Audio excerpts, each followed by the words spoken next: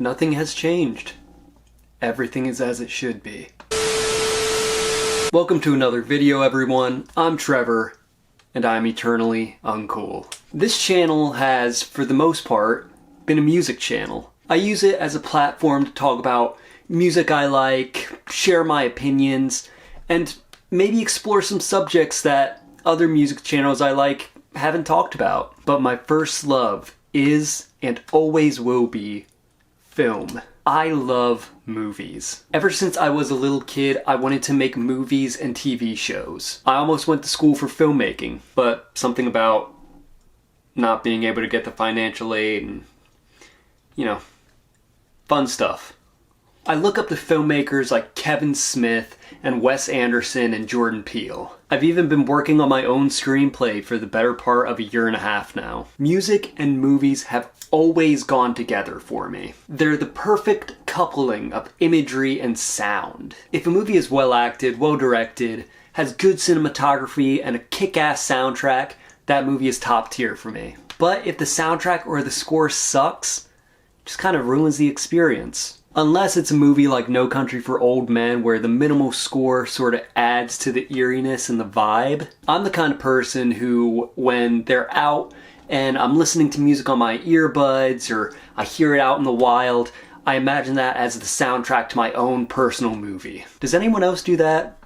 Or am I just fucking weirdo? That's weird. There are a lot of celebrities, actors, actresses, athletes, social media stars, etc., who are also musicians. You'd be surprised at the amount of actors and actresses who only got into acting so they could further their music career. Like Johnny Depp. Others, like Jamie Foxx, played famous musicians and figured they could do music just as well as they act. That sounded sarcastic. I think Jamie Foxx is a good actor and a good musician. And I know there's a lot of actors and actresses out there who try their hand at music and it just comes out hella cringy. Bruce Willis, Vin Diesel, Jennifer Love Hewitt, they all come to mind. But there are some actors and actresses who make music and it's actually really good. Today, I've selected a few celebrities whose music careers weren't complete shit. I swear a lot. Is that why I don't get a lot of views? You might be well aware of some of these names, and others might shock you. But they're all unique and entertaining in their own way. Let's get into the video. Do they do stuff to your butt? No. Do you get paid more if they do stuff to your butt? No. It's fine. I'll do it. I'm in. Our first entry is probably the most successful actor/rapper of all time. Unless you count Mark Wahlberg, which I don't. Donald Glover's career trajectory amazes me. Yes, I know I can't say trajectory right. He started out in Derrick Comedy, posting sketch videos on YouTube. He would eventually catch the eye of Tina Fey and become a writer on SNL. Back when it was still kinda okay. Say what you want, SNL sucked for a minute. It's doing better now with Sarah Sherman and Please Don't Destroy, but for a while they were just ass. Then of course he was Troy on Community, a show I've never seen but for some reason know a lot about. And throughout this time he was making music. He would release mixtapes under his stage name Childish Gambino, infamously acquired from the Wu-Tang Clan rap name generator. What's my rap name? Okay, so my rap name is Kind Chileist. Seen that? Focus. I don't know what that means. And he did this all before releasing his first stand-up comedy special on Comedy Central in 2010. Remember when Comedy Central still showed stand-up instead of Tosh.0 and South Park reruns 24/7? What a time to be alive, man. He dropped an EP independently in 2011. This EP spawned the hit Freaks and Geeks, named after the Judd Apatow show of the same name, which just so happens to be my favorite show of all time. And it was canceled after one season, a fact that Gambino mentions in probably one of the best final bars of any rap song of all time, in my opinion. My clique should be canceled. Freaks and geeks. This EP also has some personal favorites of mine, like Not Going Back, Lights Turned On, and Be Alone. It's that nerdy kind of rap that I'm into. We all know Childish Gambino, so I'm not going to talk about his rise, or otherwise this video is going to be an hour long. And if my emo video taught me anything, it's to keep the videos under 20 minutes. But what I learned from someone like Donald Glover and Childish Gambino is you can start out as a writer and a comedian, something far removed from a serious rapper and artist like he is now. But if you have that passion, like, it can work. Who would have thought that Donald Glover would become one of the most interesting people? Who would have thought he'd be what he is today? We've seen what he can do with songs like Redbone and This Is America. Glover seems a little preoccupied with his new show Swarm to be dropping any new music. He's featured on a few tracks, but I'd love to just see him make some kind of comeback, either with the soulful funk of Awaken My Love or the nerdy boom bap rap of something like Camp. Either way, I still gotta watch the last 2 seasons of Atlanta. I don't think we talk enough about how weird leading men in Hollywood are. I'm weird. I'm a weirdo. Not in a creepy, lascivious way, although we should talk about that a little bit more. What I mean is leading men are just weird in like a jughead kind of way. That's weird. We think of A-list actors in Hollywood as these sort of bland hunks, but a lot of them are really just weird art bros. Brad Pitt is a weird art bro. Robert Pattinson is a weird art bro. Jared Leto is a very weird art bro. I love Jay Leno, man. He's a sick bro. No, that's not his name. It's Jared Leto. Jared, oh, sick.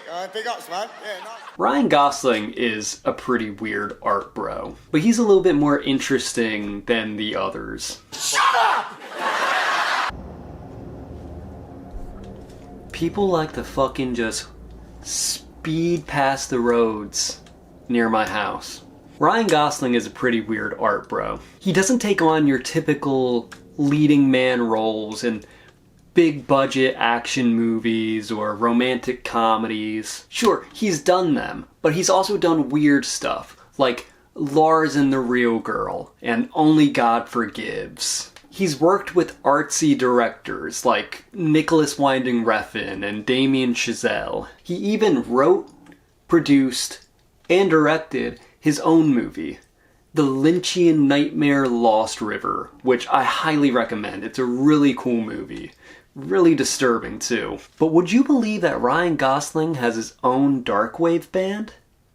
Because he does. I saw something sitting on your bed. Dead Man's Bones was formed when Ryan Gosling met Zach Shields at Disneyland, and they bonded over their obsession with the Haunted Mansion, as well as all things spooky and ghosty. In fact, the whole aesthetic of the band can pretty much be summed up with one word, and that word is Halloween. I constantly see this band on playlists around October for spooky and eerie rock music to play during your Halloween party. And they definitely have that vibe. They even employed one of the spookiest things in all of music.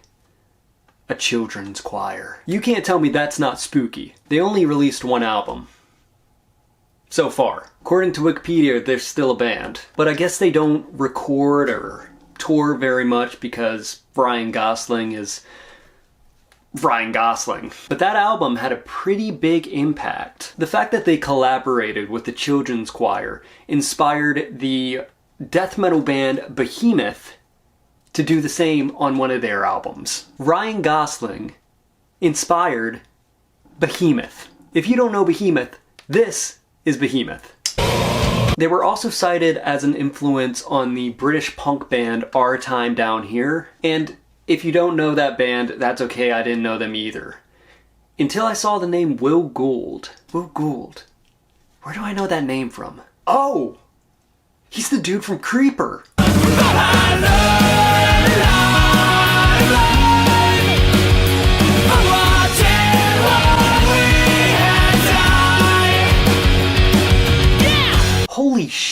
Ryan Gosling influenced Creeper. How far is this band's reach? If you're into like spooky, Halloween-y type music, I highly recommend checking this band out. You can find them on YouTube and Spotify. I've listened to them, I like it. It's all really cool stuff. I don't think Ryan Gosling needs my plug. Face facts, my friend. You're just no longer that good. Will Hunting? One of my favorite movies of all time is Good Will Hunting. It's one of those perfect movies. Perfect directing, perfect performances, perfect everything. Perfect soundtrack. It's got an Elliott Smith song on it. Boom. And one of the perfect things about that movie is Minnie Driver's performance. Minnie Driver is one of those actresses who is in a lot of stuff and you've seen her, you know her, but you don't really know her. She's been in movies like Ella Enchanted, Grosse Point Blank, and South Park Bigger, Longer, Uncut.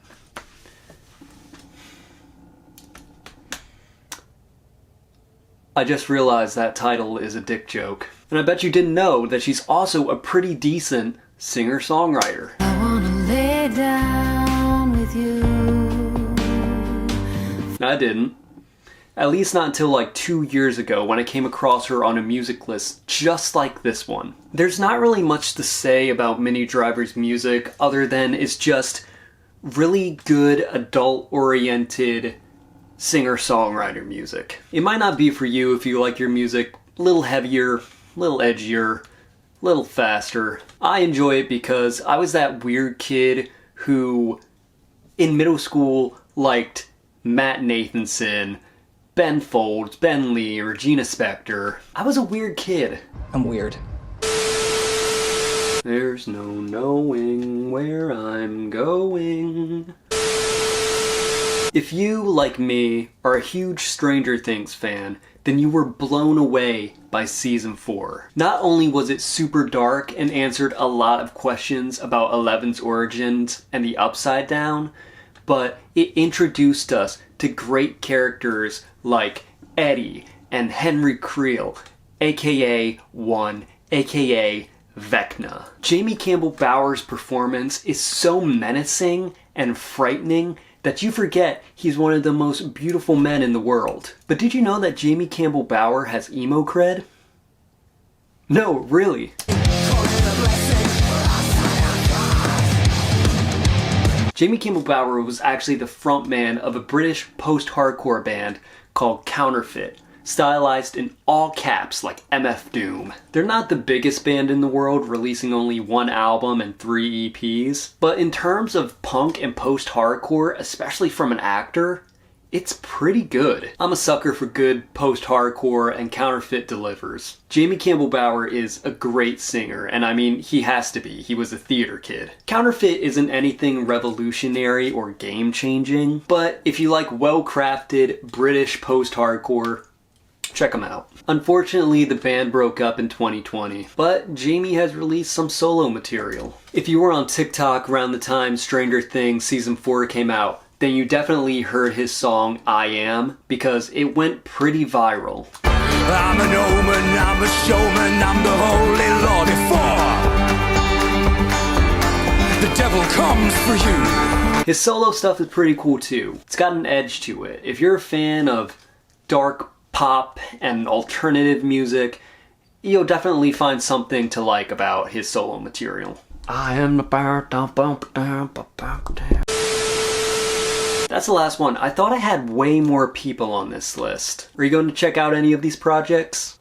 What's your opinion on celebrities making music? Personally, I think that a lot of these actors and actresses are more multifaceted than we give them credit for. Art is art, and I think it's kind of gatekeepery to say that since someone is primarily known for acting or whatever, that they can't explore another mode of creativity that they're passionate about, whether it be music or writing or whatever. But that's just my opinion. That's gonna do it for this video today.